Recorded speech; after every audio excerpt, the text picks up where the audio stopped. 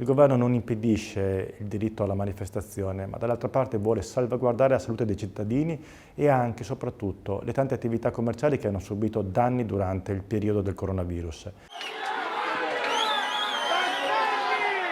Garantire i diritti di chi dissente proteggendo però le attività economiche e la salute dei cittadini. È scritto tutto nella circolare che oggi è stata inviata a prefetti e questori di tutta Italia.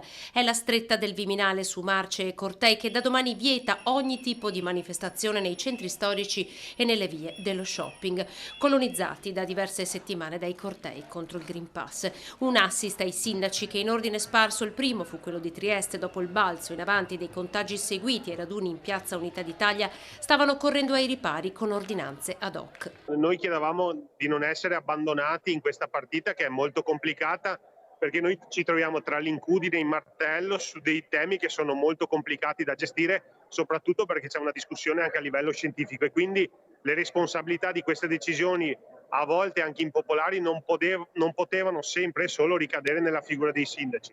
In più ci sono degli aspetti sanitari, perché quello che sta succedendo a Trieste deve farci riflettere e quindi va bene così, insomma noi accogliamo davvero con entusiasmo questo provvedimento. Il comune di Treviso era stato il primo a negare la piazza principale alle manifestazioni, facendo deviare i cortei lungo le mura.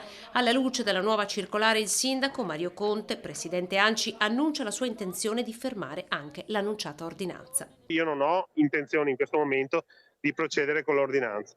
Una circolare che cambia tutto, concessi solo sit-in in cui sarà obbligatorio mantenere le distanze e indossare la mascherina. Mi piace sottolineare come siano vietate tutte le forme di manifestazioni, quindi non è un accanimento nei confronti di coloro che in questo momento stavano contestando il governo per la questione del Green Pass, ma è una questione generica, cioè le manifestazioni fatte così come sono state fatte nel recente passato non vanno più bene, mettono a rischio la salute delle persone e soprattutto mettono a rischio la tenuta economica del territorio che non sarebbe in grado di sopportare ulteriori chiusure.